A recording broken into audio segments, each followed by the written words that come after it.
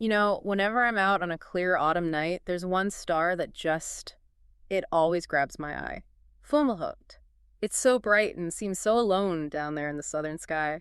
It really stands out, doesn't it? Yeah. Its name is beautiful, too. It's from Arabic, Fomalhaut, which means the mouth of the southern fish. Ah, okay. But I have to say, for what we're talking about today, I think its nickname is even better. Some astronomers call it the Great Eye of Sauron. That's perfect because of that incredible ring around it. Exactly, and that's what we're going to dive into.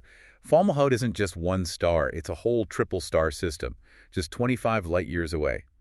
And our mission today is really to unpack why it's considered one of the most chaotic stellar playgrounds we've ever found. So, a stellar demolition derby. I like it. Let's start with the main star, Fomalhaut A. What are we looking at? Okay, so Fomalhaut A is an A-type star. It's big, it's hot, about 1.9 times the mass of our sun, and get this, over 16 times as bright.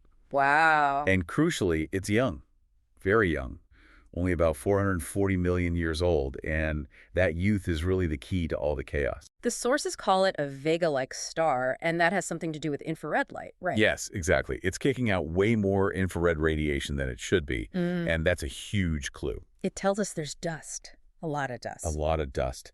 It's the heat signature from a massive disk of debris surrounding the star. Think of it like our Kuiper belt, but on a much grander, messier scale. It's this huge, thick ring, a torus out at 133 AU. And it's not just a quiet, stable ring of leftovers from the star's formation, is it? Not at all. I mean, this is where it gets really wild. The disk is so active that the dust is constantly being replenished. Yeah. To maintain that much dust, you need collisions. Okay, so how many are we talking about? The estimates are just staggering. We think it's something like 2,000-kilometer-sized comets smashing into each other every single day. Wait, every day? Every single day. It's a nonstop, system-wide demolition derby, a major collision every 45 seconds or so. It's hard to even wrap your head around that kind of scale and complexity. Being able to map and understand these dynamic, constantly changing environments, it requires some serious analytical power. This deep dive is sponsored by Embersilk. If you need help with AI training, automation, integration, or software development, or you're trying to figure out where agents could make the most impact for your business, check out embersilk.com for your AI needs. All right, we're back. Let's get to the biggest plot twist in this story. Fomalhaut B. For a while, this was a huge deal. The first potential exoplanet ever seen in visible light. It was. It even got a name, Dagon. Everyone was so excited. Yeah. But as we got better images, a different story started to emerge. It's not a planet. No. It turns out Fomalhaut B is. Yeah. It's the aftermath of one of those collisions we were just talking about. A truly massive one. It's an expanding cloud of fine dust from two planetesimals that just obliterated each other. So the first planet we thought we saw was actually just a giant cosmic car crash. Pretty much. And it tells us that planet formation isn't always this slow, gentle process. Sometimes it's incredibly violent and destructive. And we've even seen evidence of a second major collision event since then. The whole system is just constantly rearranging itself. And it's not just Fomalhaut A. This is a triple system. What about the other two stars? Right, the companions. So you have Fomalhaut B, which is a flare star about 0.9 light years away.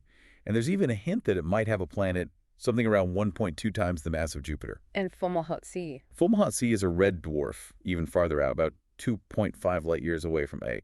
So far, it's actually in the next constellation over, Aquarius. So what's the really rare thing here? The nugget, so to speak. The truly amazing thing is that Fomalhaut C also has its own debris disk.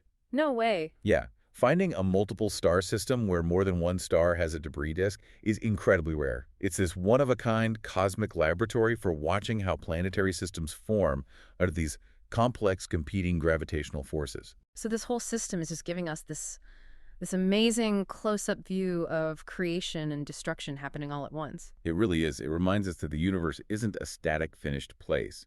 It's constantly building, tearing down, and rebuilding. And seeing that process unfold around a star like Fomalhaut, it's a powerful reminder that there's always something new and exciting to discover. Destruction as a necessary part of creation. That's a fantastic way to look at it. If you enjoyed this deep dive into cosmic chaos, please subscribe to the show. Hey, and leave us a 5-star review if you can. It really does help get the word out. Thanks for tuning in.